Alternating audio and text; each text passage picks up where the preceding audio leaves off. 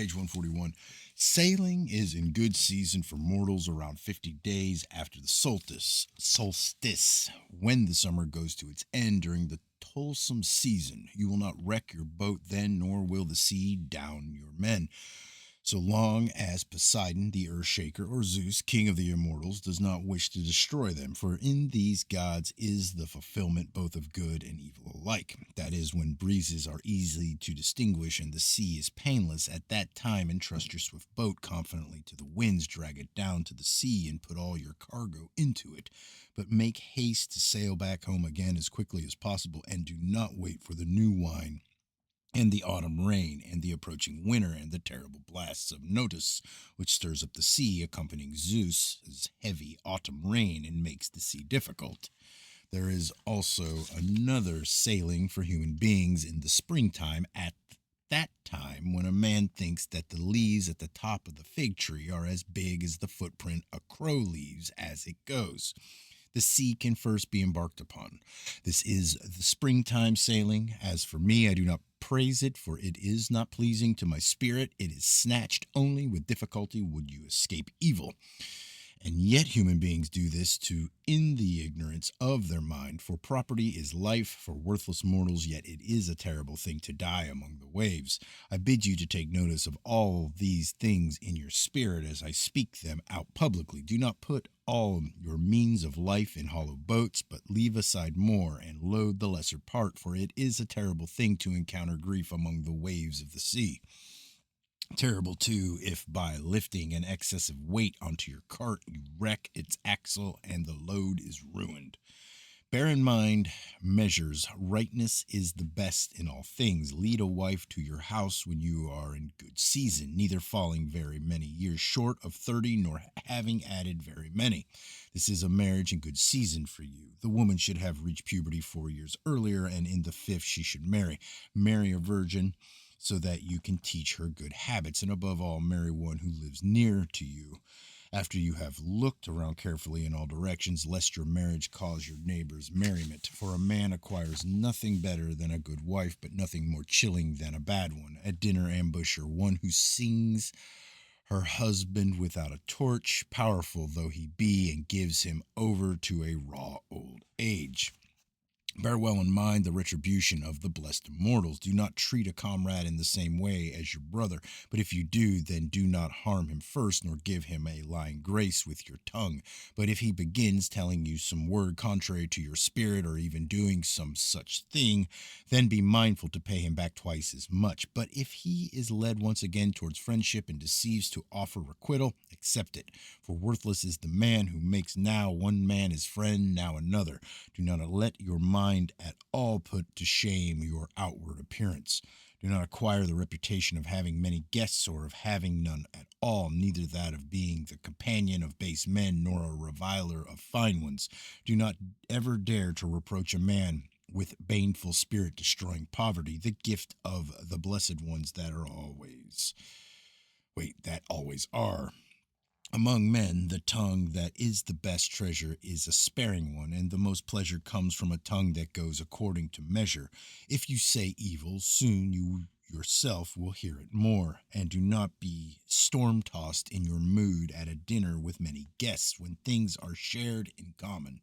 The pleasure is the most, and the expense is the least. And do not ever pour a libation of gleaming wine at dawn to Zeus or the other immortals with unwashed hands, for they do not listen, but spurn the prayers. And do not urinate standing up facing the sun, but be mindful to do so after it sets and before it rises. But even so, do not completely bury yourself, for the nights belong to the blessed ones. And do not urinate while you are walking on the road or off the road. It is crouching that the God-fearing man who knows wisdom does it, or after he has approached towards the wall of a well-fenced courtyard.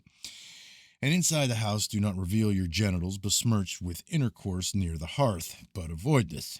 And do not sow offspring when you come home from an ill spoken funeral, but from a dinner of the immortals. And do not ever urinate into the streams of rivers that flow down towards the sea, nor onto fountains. Avoid this entirely, and do not defecate into them, for that is not better. And do not cross 1 foot the fair pouring water, and do not cross on foot the fair pouring water of ever flowing rivers before you have prayed, looking into the beautiful stream and washed your hands with lovely clear water. Whoever crosses a river unwashed in evil and in his hands, against him the gods feel resentment, and they give him pains afterwards. And during the festival, the dinner of the gods, do not cut the dry from the living, from the five brancher with the gleaming iron, and do not ever put the ladle on top of the wine bowl while people are drinking, for a baneful fate is established for this. And do not leave a house unfinished when you make it, lest a screaming crow sit upon it and croak. And do not take from undedicated cauldrons to eat or wash yourself, since upon these things too there is punishment. And do not seat a 12-day-old boy upon things that cannot be moved, for that is not better. It makes a man unmanly, nor a 12-month man. It makes a man unmanly, nor a 12-month old one. This too is established in the same way. And do not clean a man's skin in a woman's wash water, for there is a dismal punishment upon this too for a time. And do not carp destructively at burning sacrifices when you encounter them, for a god feels resentment against this too. Act this way. Avoid the wretched talk of mortals, for talk is evil. It is light to raise up quite easily, but it never is difficult to bear and hard to put down. No talk is ever entirely gotten rid of once many people talk it up. It too is some god. Bear well in mind the days that come from Zeus, and point them out accordingly to their portion to the slaves.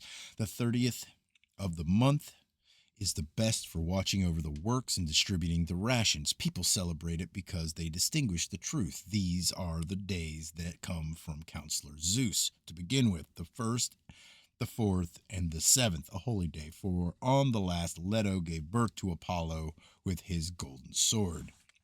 And on the 8th and the 9th, 2 days of the waxing month are outstanding for toiling at a mortal's work.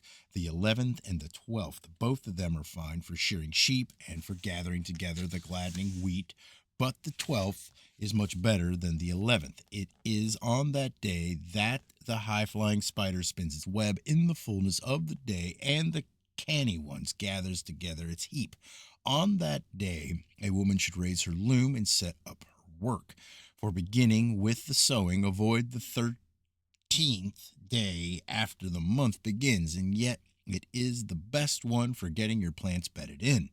The middle 6th day is very unfavorable for plants, but good for a man to be born. But it is not favorable for a maiden, neither to be born in the first place, nor to get married. Nor is it the first 6th day fitting for a maiden to be born, but it is a kind day for castrating kids and rams, and for fencing in an enclosure for the flocks. And it is fine for a man to be born. Such men are fond of speaking mockery and lies and guileful words and hidden whispers. On the 8th day of the month, castrate a boar and a loud bellowing bull, hard-working mules on the 12th. On the great 20th, in the fullness of the day, a wise man is born. His mind will be very sagacious. The 10th is fine for a man to be born, for a maiden, the middle 4th. On that day, place your hand upon sheep and rolling-footed, curving-horned oxen and a jagged-toothed dog and hard-working mules, and tame them. Bear in mind to avoid the 4th day, both of the waning month and of the beginning one, spirit-devouring pains. This is a particularly authorized day. On the 4th day of the month, lead a wife to your house after you have distinguished the bird omens that are the best for this kind of work.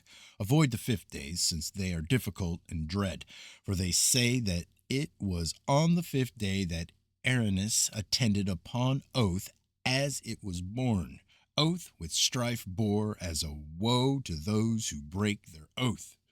On the middle 7th day, inspect Demeter's holy grain very well, and winnow it on a well-rolled threshing floor. And the woodcutter should cut boards for a bedchamber and many planks for a boat, ones which are well fitting for boats. On the fourth, begin to build narrow boats. The middle ninth is a better day towards evening, but the fifth, ninth is entirely harmless for human beings. It is a fine day, and to be born, and never is that day entirely evil. Then again, few know that the thrice ninth day is the best of the month for starting in on a storage jar and for placing a yoke on the neck of oxen and mules and swift footed horses and for drawing a swift, many benched boat down to the wine dark sea. Few call things truthfully. On the middle fourth, open a storage jar. Beyond all others, it is a holy day. Then again, few know that the 21st is the best of the month. At daybreak towards evening, it is worse. These days are a great boon for those on the earth, but the others are random, doomless. They bring nothing. One man praises one kind of day, another, but few are the ones who know. One time, one of these days is a stepmother, another time, a mother. Happy and blessed is he who knows all these things and does his work without giving offense to the immortals, distinguishing the birds and avoiding the trespasses.